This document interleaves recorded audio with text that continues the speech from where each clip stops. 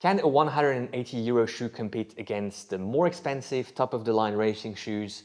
We'll answer this question with the KIPRUN KD900X LD.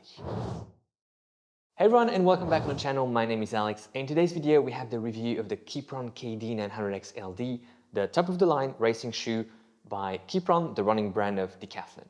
We have been gifted these shoes and we are working with KIPRUN, but this review is unbiased and transparent as always. Let's look directly into the review, the specs for that matter. 36mm of stack height in the heel, 4mm drop instead of the 8mm on the previous version of the shoe, the KD900X. Just X, not LD. This is the LD. A weight of 241 grams in my size US 11, EU 44.5. Careful, if you use your EU sizes with KIPRUN, the conversions are not necessarily the same as with other brands. So this is 11 in terms of US sizes, but 44.5 EU. 241 grams is actually quite competitive in the racing shoes area or market. I would say it's average plus. You have shoes like the Alphafly, 248 grams, the Adios Pro 3, 254, and some very good shoes are above that. And then you have the Vaporfly, the Metaspeed, around 200, 210 grams. So this is an average weight, which is not too bad. Price point, we'll come back to it at the end of the video, but this is €180, 160 pounds. No dollar price because this shoe is not sold in the US just yet. If it becomes available in the US, we'll make sure to let you guys know. It's also available in Asia. If you're watching from Asia, you may be interested in this shoe, but I don't have the price points for your regions. Let's look into the upper, and the uppers of the KIPRUN shoes are never super good. And this is again one of these average minus, I would say even upper. It's a bit better than on the KD900, the first version of this shoe, but it's still very abrasive against the touch, so not super pleasant in terms of comfort. You still have, and I will show it to you right here, you still have that tag attached to the shoe, to the tongue of the shoe for that matter. And yes, I should have cut it, I will cut it, but for the purposes of this review, it is still here, and it's very annoying when you are stepping into the shoe. So yeah, something that KIPRUN should definitely address and change the location of that tag.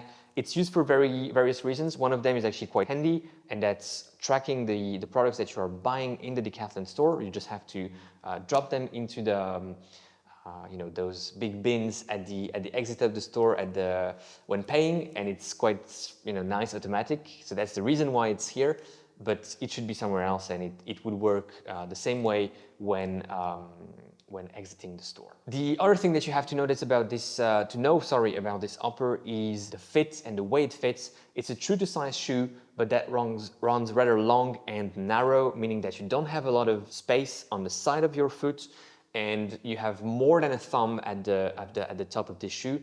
And that extra length that becomes too short if you go half down. So this is definitely a true to size shoe, but that extra length causes some heel slippage here in the heel area, hence this runner's knot that I have done here. You have two bolsters on the side of the heel cup. The two bolsters help a bit to have a lockdown. And the lockdown honestly is not too bad once you have the runner's knot done, but the length of the shoe being too long, even the bolsters cannot compensate. The insole is removable. It's a rather thin insole, nothing too fancy about it. It adds a little bit of cushion inside the shoe, but nothing dramatic. So the upper overall is a meh upper, if you will. You may have some creases here just in front of the lacing system. Those creases will end up cutting a bit into your foot. At least that's what some people have noticed running in the shoe.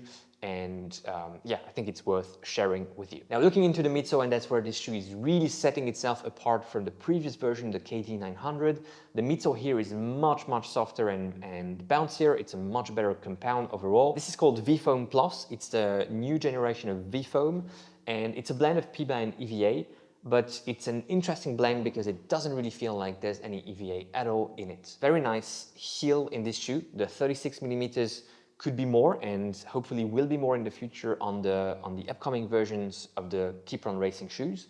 But the heel is actually quite nice. It compresses really well. I think really also helped by this groove in the outsole that allows to have a bit more of that foam compression. It decompresses quite nicely, and everything about the heel I think is quite nice. It also extends quite beyond the heel cup, allowing for some nice heel strike if you're people heel striking. The forefoot, however, is a bit different, and as soon as you transition with that 4mm drop, you end up being quite soon in the mid-foot, forefoot area. As soon as you're here, you tend to lack a bit of that nice cushion that you experience in the heel, and it becomes a bit stiffer, a bit closer to the ground, 32 millimeters for that matter. And the forefoot isn't as nice as the heel in terms of the midsole experience and the ride. How is the ride itself?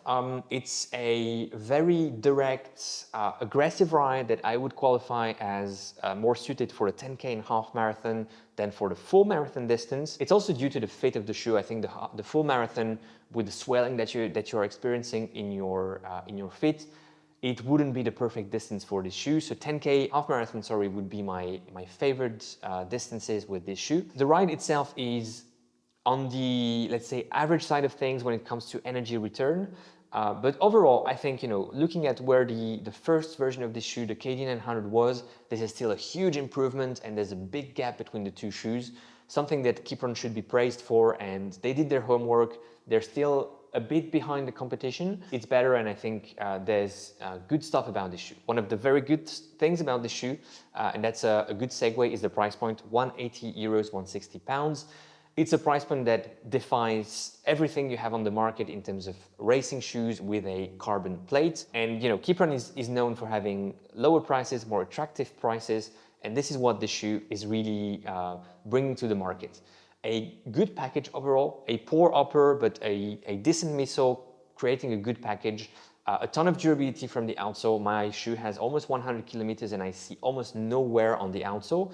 So tons of durability for a price point that remains very contained, and I wouldn't say affordable because 180 euros is still quite an amount of money, but it's a much better price point than the 300 and beyond that some other brands have these days. That's my take on the KIPRUN KD900X LD. If you have any questions, go into the comment section. We have many people in the team who ran in this shoe. There's a review also online on metaendurance.com. I invite you to go read it because it hasn't been written by me, so it's also different opinions in there. And I'm going to link to the original KD900 review, a shoe that was really behind this one. And if you want to remind yourself what it was all about, just click here. Thanks for watching, enjoy your run today, enjoy your ride, and go beyond your limits.